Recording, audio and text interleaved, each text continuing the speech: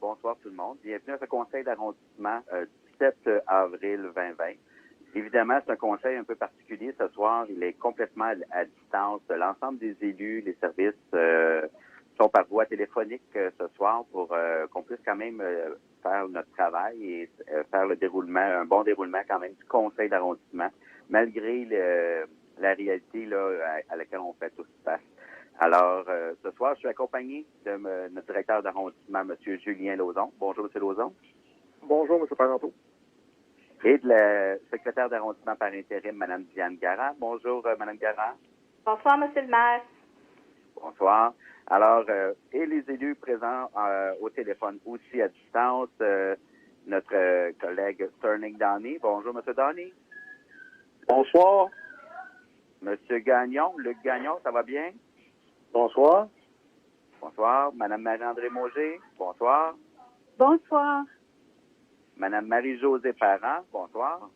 Bonsoir. M. Pierre Lheureux, bonsoir. Bonsoir, M. le maire. Et Mme Véronique Tremblay, bonsoir. Bonsoir, M. le maire. Oui, alors, aussi sont à l'écoute à distance le commandant du poste 16 ainsi que le directeur du service d'incendie de Montréal et ainsi que les autres membres du service de l'arrondissement. Ce soir, j'aimerais sincèrement, avant de commencer, profiter d'un moment pour remercier l'ensemble des employés de l'arrondissement qui, depuis le début de cette crise sanitaire, se donnent corps et âme, malgré le contexte particulier, très difficile de travailler aussi à distance.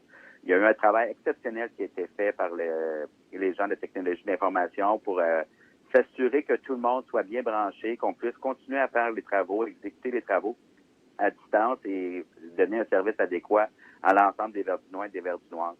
Alors, je vous lève mon chapeau. Je vous remercie énormément.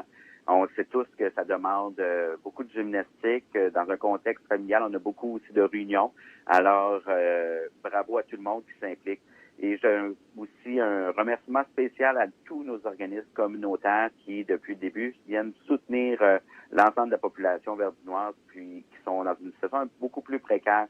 Et là, l'année longue, ils donnent un service exceptionnel, mais dans le cas présent, il y a la situation fait en sorte qu'il y a des nouvelles personnes, une nouvelle clientèle qui s'ajoute, qui ont perdu leur emploi dans les dernières semaines.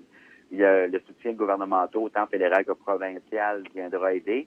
Mais d'ici là, heureusement, on a un trait d'union particulier à Verdun qui sont les organismes communautaires. Alors, bonjour, Mme Vallée. Et bonjour. Alors, j'aimerais souligner ce travail exceptionnel. Puis j'aimerais remercier aussi l'ensemble des Verdinois et des Verdinoises qui démontrent une grande résilience malgré la situation. On répète les consignes. C'est pas toujours facile pour tout le monde, mais la très grande majorité respecte les consignes. Ça va bien. Les gens participent. Il y a beaucoup de dynamisme, beaucoup aussi de créativité. Je le vois à travers les réseaux sociaux. Alors, on va tous passer au travers.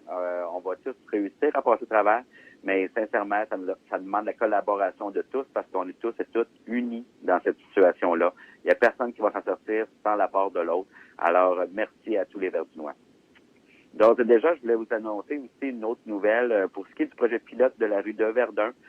Simplement vous aviser qu'il est repoussé à une date ultérieure pour le début du projet pilote. Évidemment, dans les circonstances, on n'a pas commencé à faire le nettoyage des rues pour respecter la décision de la santé publique là, au niveau de la distanciation sociale avec nos employés col bleu et aussi des entreprises qui ne peuvent pas non plus faire du marquage. Alors, on va laisser le temps aller. Les choses devraient se replacer dans un avenir pas trop lointain. Et par la suite, nous pourrons continuer avec la deuxième année du projet pilote, mais il faut savoir que cette deuxième année-là est amputée avec des données qui ne seront pas non plus représentatives de la réalité. On va continuer malgré tout en projet pilote pour l'année 2021, qui sera dans le fond ça sera la troisième année, mais elle comptera pour notre deuxième année réelle au niveau du comptage, au niveau de l'utilisation. Et ce soir, j'ai un petit mot particulier à faire au point 5001. Un remerciement particulier à une félicitation à Mme Marlène Gagnon, qui sera nommée directrice des sports loisirs, diversité, culture et diversité sociale à l'arrondissement, en remplacement de Mme Nicole Olivier. Alors, Mme Olivier, Nicole, parce qu'elle est très proche de nous, occupe ce poste depuis 5 ans à Verdun. Elle a emmené une couleur, une énergie vraiment remarquable depuis son arrivée. Elle a amené un dynamisme au sein du groupe, puis elle a fait des grands changements. C'est une personne avec qui j'ai eu la chance de collaborer de très près avec des grands projets, tels que son équipe a chapeauté aussi, entre autres la plage de Verdun, l'auditorium, le quai 51-60. Alors, elle était au cœur des grandes décisions qui ont eu cours au cours de notre mandat là, pour l'ensemble des élus. Alors, Nicole, tu vas nous manquer évidemment, mais tu as su préparer le relève et Marlène Gagnon prend la place. Et Marlène est là depuis, je vous dirais, elle a commencé à peine sortie de la pouponnière, elle était déjà, je pense, employée à l'hôpital, à l'arrondissement de Verdun. Alors, Marlène occupe déjà un poste à l'arrondissement et elle va faire profiter de son expérience maintenant comme directrice. On est très fiers. Merci beaucoup à vous deux. Vous êtes des femmes exceptionnelles. Puis on est vraiment choyés de vous avoir côtoyé et de vous garder près de nous malgré tout. Alors, merci beaucoup. Et sûrement, on aura la chance de vous présenter Marlène là, au prochain conseil si les circonstances se placent. Alors, sur ce, je vais couper court pour les petites nouvelles là, du mois, étant donné qu'on a des circonstances particulières. Alors, je vais laisser la parole à Mme Lagrépierre pour le début du conseil d'arrondissement officiellement. Merci. Alors, au point 10.01, on procède à l'adoption de l'ordre du jour du conseil de ce soir. Il est proposé. Gagnon. Oui, M. Gagnon. Luc Gagnon. Je propose. M. Pierre-Lheureux. J'appuie. Parfait. Merci. Alors, en 10.02, c'est l'approbation du procès-verbal de la séance ordinaire du conseil d'arrondissement tenue le 3 mars 2020. Mme Marie-André Mauger. Je le propose. Mme Véronique Tremblay. J'appuie. Merci. Parfait. Alors, on est rendu déjà à la période de questions. À 10.03, questions du public qu'on a reçues. Les périodes de l'ouverture pour signaler sa question étaient aujourd'hui de 10h à 17h. Alors, on a comptabilisé les questions. On a 13 questions ce soir. Alors, je vais faire la lecture et vous répondre immédiatement sur place. Alors, c'est une question de Mme Sophie-Geneviève Bournival. Depuis plus de 10 ans, la table de pique-nique près de la galerie du centre Marcel Giroux est un nid d'ados qui viennent boire, fumer des joints et en temps de confinement entre les deux, il serait peut-être bien de déplacer cet endroit peu visible pour le bien-être de tous. Au cours des ans, il y a aussi eu du vandalisme et auprès des propriétés bordantes. Le brique lancé, là, je ne ferai pas l'argumentation, mais il y a eu beaucoup de vandalisme. Alors, je voulais juste vous assurer que le tout a été signalé au service de police qui va quand même faire une surveillance. Puis on va regarder s'il y a des mesures possibles là, afin de déplacer l'espace ou du moins mieux éclairer ou déplacer simplement les tables comme vous le proposez. Alors, merci pour votre question. On a une autre question de M. Michel Vivier. Pour l'instant, des centaines de bûches et de billots de toute grosseur, des amas de branches, voilà ce que on s'attend, qu'on nous attend lors de la promenade dans le Boisé Saint-Paul, sans parler des passerelles endommagées. Une désolation sans nom, de pire en pire à chaque année.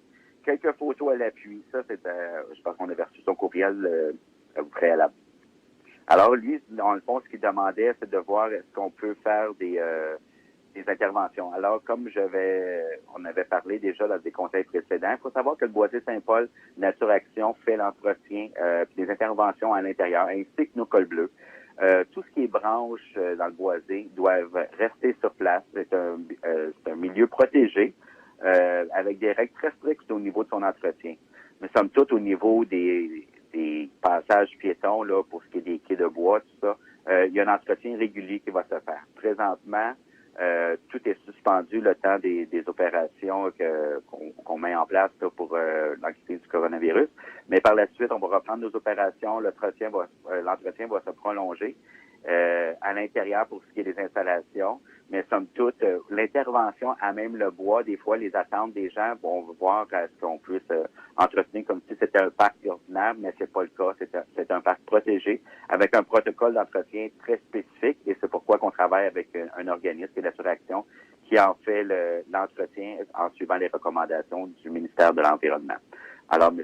Vivier, j'espère que je réponds à votre question. Mme Nathalie Hull, là, qui nous parle au nom de Verdun en transition.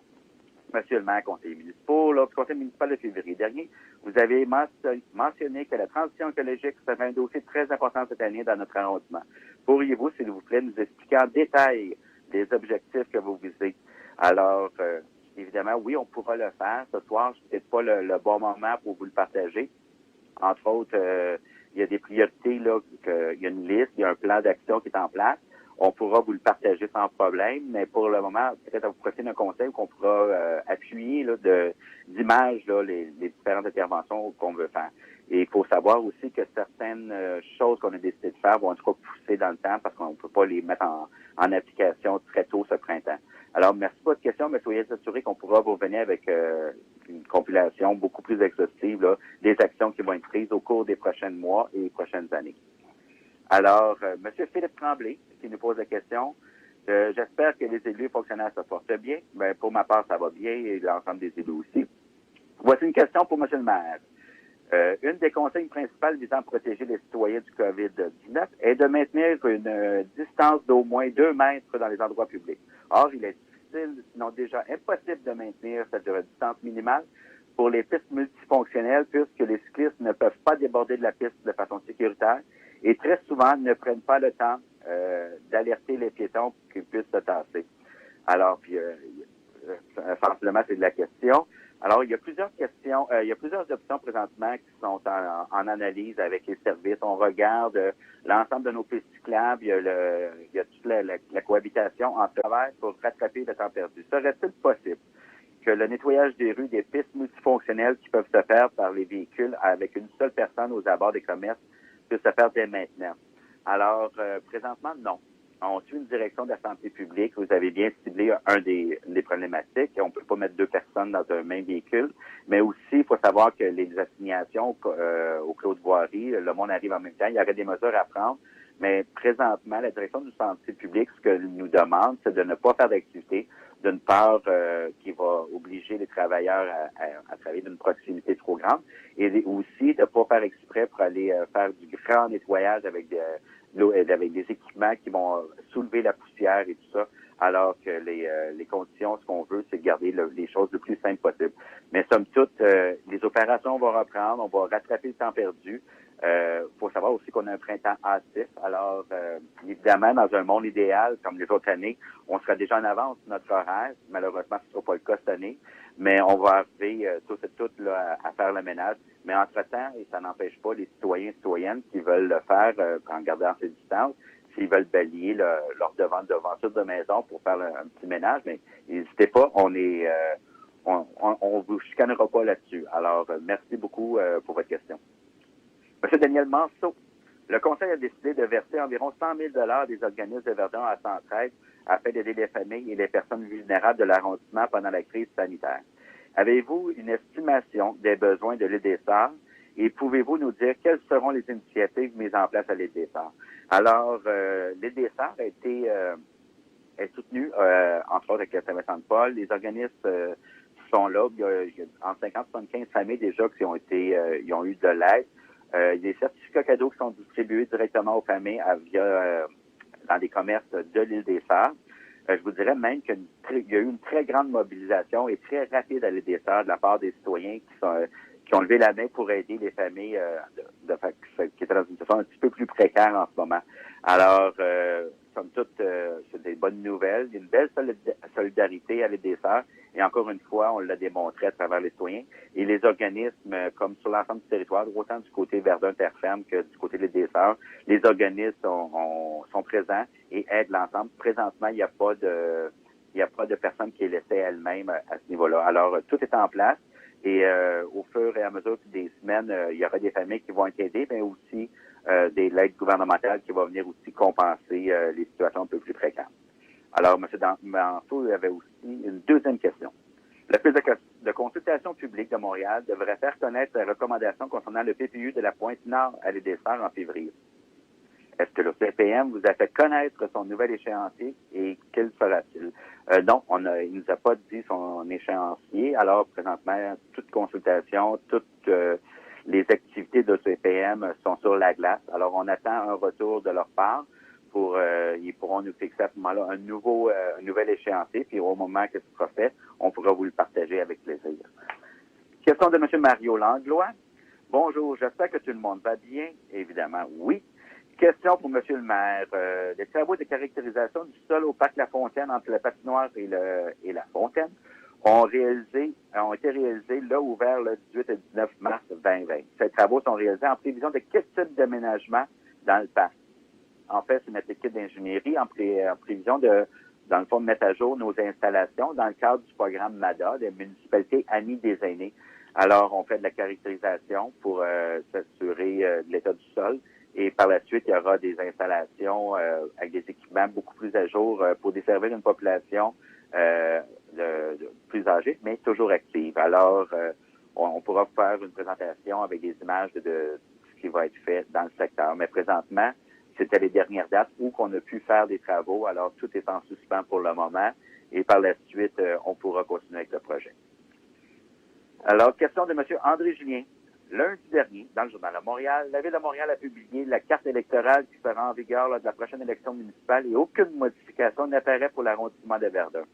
Serait-il possible d'organiser dans notre arrondissement une consultation publique sur le sujet avant que la carte électorale ne soit approuvée, d'autant plus que le mode électoral dans le quartier Champlain-des-Sœurs pose problème? Alors, M. Julien, pour répondre plus précisément à votre question, le greffier de la Ville a été mandaté par j'ai un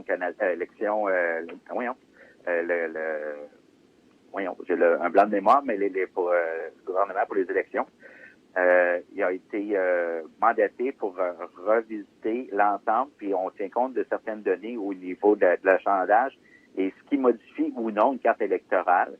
Je vous dirais que c'est vraiment l'augmentation de la population à un certain niveau. On n'était pas dans les pourcentages qui justifiaient de créer un autre secteur dans l'arrondissement. Ça a déjà été validé par le greffe et ça a été entériné au comité exécutif et ça a été envoyé à Québec. Alors, la consultation, dans ce cas-ci, ne sera pas possible parce que les données sont déjà envoyées pour les changements au niveau de les élections municipales qui vont avoir lieu.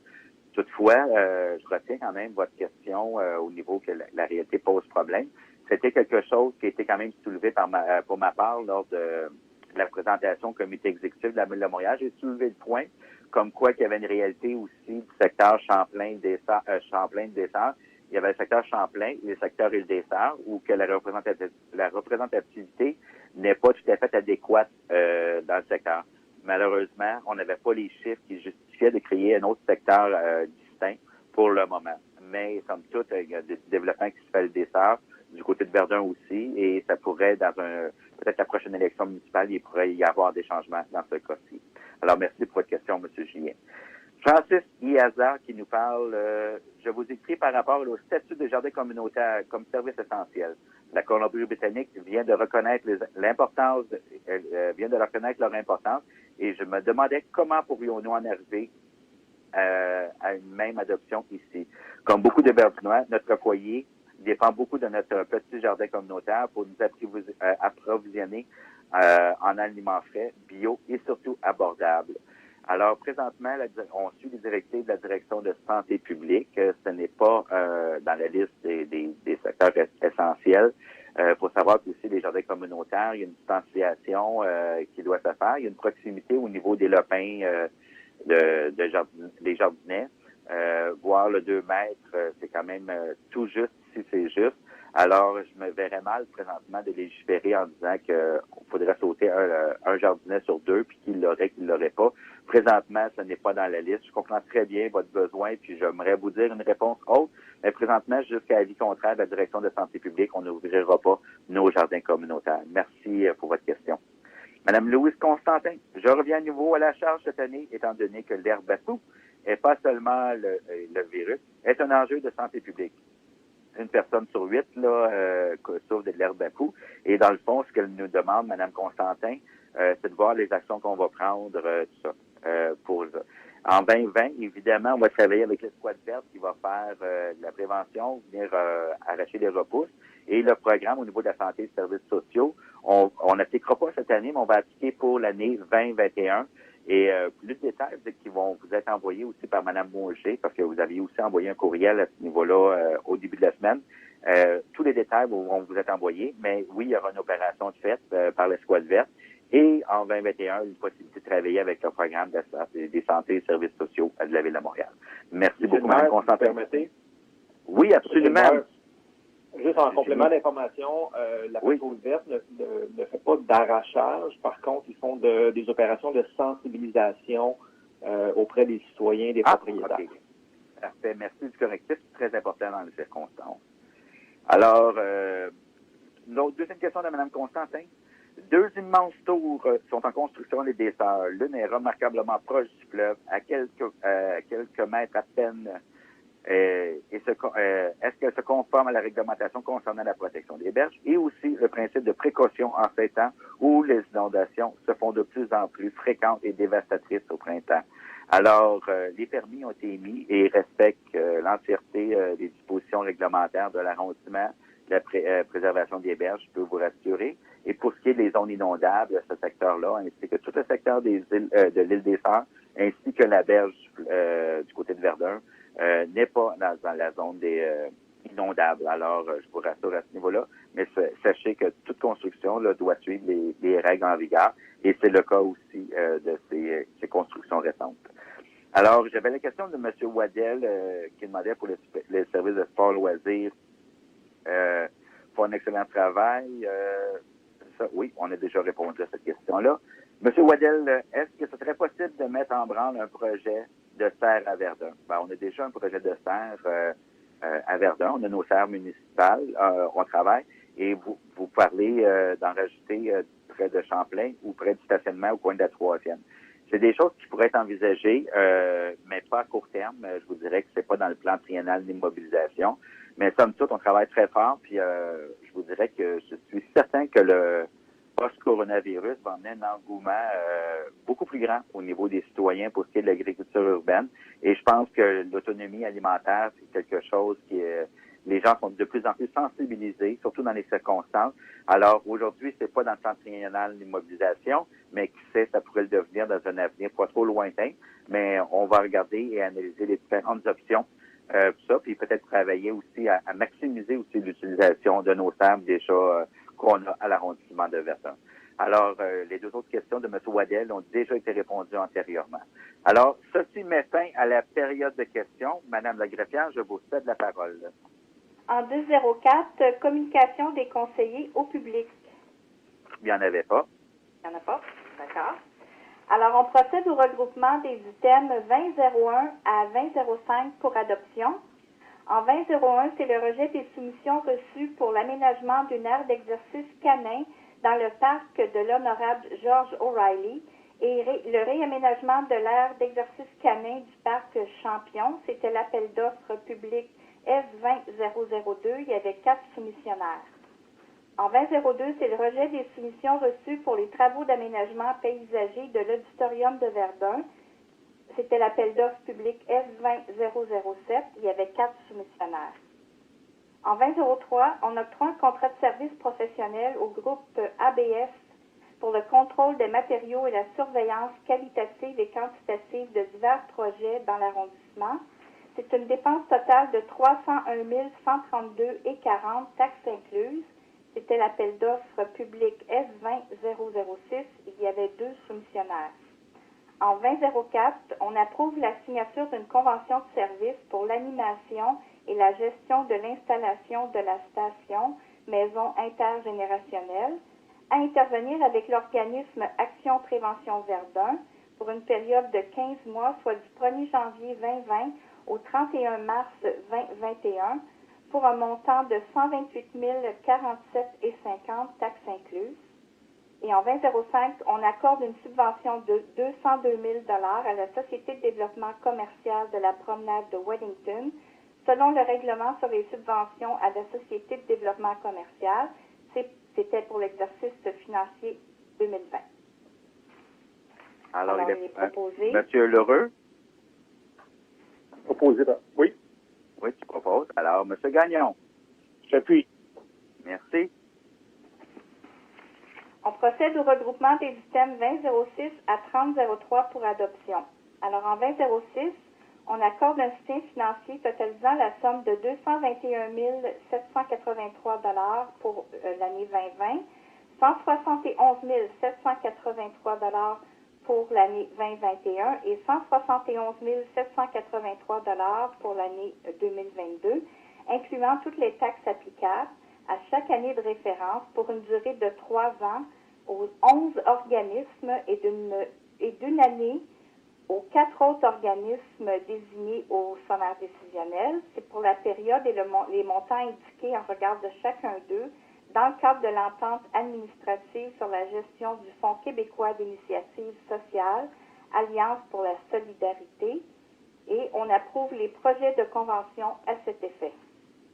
En 2007, on accorde un soutien financier totalisant la somme de 60 000 pour l'année 2020 aux 5 organismes mentionnés au sommaire décisionnel pour la période et le montant indiqué en regard de chacun d'eux dans le cadre de la politique de l'enfant, et on approuve les 5 projets de convention à cet effet.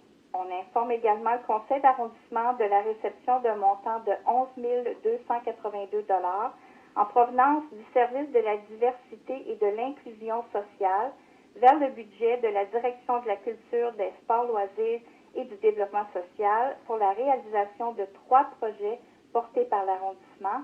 C'est dans le cadre de la politique de l'enfance de Montréal.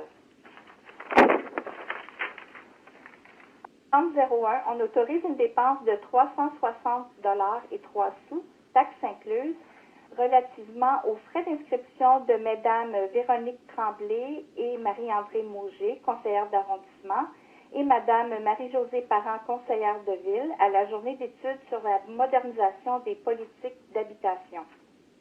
En 3002, c'est le dépôt des rapports budgétaires pour la période de février 2020. Et en 3003, c'est le dépôt de la liste des bons de commande approuvés, ainsi que la liste des factures non associées à un bon de commande pour la période de février 2020. Il est proposé. Oui. Monsieur Lheureux? Je propose. Oui. Monsieur Le Gagnon? J'appuie. Merci. On procède au regroupement des items 3004 à 3007 pour adoption. En 3004, c'est le dépôt pour information des virements de crédit du budget de fonctionnement et du programme triennal d'immobilisation pour la période de février 2020. En 3005, on modifie le lieu de la séance du conseil d'arrondissement de Verdun du 2 juin 2020 qui se tiendra au centre communautaire Elgar. En 3006, on accorde une contribution financière non récurrente totalisant 35 000 pour le fonds d'urgence de la COVID-19 de Centraide du Grand Montréal dans le but de mettre en place des mesures exceptionnelles pour venir en aide à la population isolée et vulnérable du Grand Montréal. En 3007, on approuve la création du fonds d'urgence COVID-19 de l'arrondissement de Verdun de montant maximal de 65 000 amène le budget d'opération de l'arrondissement pour offrir un soutien financier accéléré aux organismes communautaires de l'arrondissement de Verdun. Et on délègue au directeur de l'arrondissement l'approbation des demandes de versement et l'autorisation des dépenses. Il est proposé. Madame Marie-André Mauger? Je propose. Monsieur Pierre Lheureux? J'appuie. On procède au regroupement des items 4001 à 5001 pour adoption. Alors, en 4001, c'est l'adoption du règlement RCA 06-21-0012-8, modifiant le règlement RCA 06-21-0012 relatif à la circulation et au stationnement à l'égard du territoire de l'arrondissement de Verdun. Alors, vu l'avis de motion donné du dit règlement par le conseiller Luc Gagnon à la séance ordinaire du Conseil du 3 mars 2020 par la résolution CA 20-21-0040, le règlement RCA 06-21-0012-8 est soumis. Vu le dépôt du projet de règlement intitulé Règlement RCA 06-21-0012-8 modifiant le règlement RCA 06-21-0012 relatif à la circulation et au stationnement à l'égard du territoire de Verdun à la séance ordinaire du Conseil du 3 mars 2020 par la résolution CA 20-21-0040 et qu'aucun changement n'y a été apporté. Jeanne Vallée. Attendu qu'une copie du règlement et du dossier décisionnel ont été distribués aux membres du Conseil plus de 72 heures avant la séance. Attendu que l'objet du règlement est détaillé au règlement et au dossier décisionnel. Alors, il est recommandé d'adopter le règlement RCA 06-21-0012-8, modifiant le règlement RCA 06-21-0012 relatif à la circulation et au stationnement à l'égard du territoire de l'arrondissement de Verdun, tel que présenté, tous les membres du Conseil déclarant l'avoir lu et renonçant à sa lecture. En 4002, c'est une demande d'approbation par plan d'implantation et d'intégration architecturale, un PIA, afin de permettre l'agrandissement en cour latérale du bâtiment situé au 1245 rue Crawford. Et en 5001, en vertu de l'article 49.2.9 de la Charte de la Ville de Montréal, on autorise l'utilisation du projet de lettre d'entente portant sur l'horaire périodique 70.2 des fonctionnaires permanents ou fonctionnaires auxiliaires embauchés en vertu de l'alinéa 6.04 de la Convention collective des fonctionnaires municipaux de Montréal, négociée par la Direction des relations de travail de la Ville de Montréal en mars 2020, dans le cadre de l'état d'urgence de la pandémie sur la COVID-19. Merci. Alors, au point 4002, il y a dissidence de M. Luc Gagnon. Alors, Mme Mauger, est-ce que vous proposez? Oui, je propose les points regroupés. Merci. M. Pierre Lheureux? Oui, j'appuie. Merci. Ça fait, c'est noté avec la dissidence. Merci. On procède au regroupement des items 5101 à 5103 pour adoption. Alors, 5101, c'est la désignation de M. Pierre Lheureux comme maire suppléant de l'arrondissement de Verdun pour les mois de mai, juin, juillet et août 2020. Est-ce que tu es négatif, Pierre? C'est correct? Oui, c'est parfait pour moi. OK, parfait. En 5102, on entérine la nomination de Mme Marlène Gagnon à titre de directrice de la Direction de la culture, des sports, loisirs et du développement social de l'arrondissement de Verdun à compter du 11 avril 2020. Et en 5103, on approuve la nomination de M. Mario Gerbeau à titre de secrétaire d'arrondissement au sein de l'arrondissement de Verdun, ainsi que la nomination d'une certaine Mme Diane Garand à titre de secrétaire d'arrondissement substitut. Alors, juste avant qu'on approuve les points, Mme Garand, je voulais vous remercier, puis je suis certain que l'ensemble des conseillers se joignent à moi pour vous remercier d'avoir tenu le fort pendant toute cette période-là jusqu'à qu'on puisse arriver à la nomination de M. Gerbeau aujourd'hui. Merci de tout cœur parce qu'il y a eu un travail exceptionnel de fait par toi et l'ensemble de ton équipe. Alors, je te lève et je me penche bien bas pour te dire merci beaucoup. Merci beaucoup à vous et puis je reste pas très loin. Absolument, mais pas trop proche non plus, 2 mètres. C'est ça, 2 mètres. Merci. Alors, M. Luc Gagnon? Je propose. Parfait. Madame Véronique Tremblay? Oui, j'appuie. Alors, on est rendu déjà au point 7003. Oui, alors c'est la levée de la séance. Alors, M. Downey? Je propose. Et j'appuie la levée de la séance. Alors, avant de mettre fin à ce conseil municipal, qui est un peu, je dois vous l'avouer, un petit peu surnaturel, qui va avec les circonstances, je voudrais en profiter pour souhaiter à l'ensemble des communautés religieuses qui vont fêter la Pâque, quelle qu'elle soit, de fêter toujours dans le respect, mais c'est particulièrement cette année dans le respect de chacun pour soi. On ne fait pas d'attroupement. La situation est trop grave pour se soustraire à cette directive-là qui est si importante. Fêtons la Pâque, on se rassemblera plus tard, puis on ne fait surtout pas les cocos. Merci beaucoup tout le monde. Bonne fin de soirée et on se revoit le mois prochain. Merci beaucoup. Bonne soirée. Bonne soirée. Julien Lauzon. Au revoir. Bonne soirée.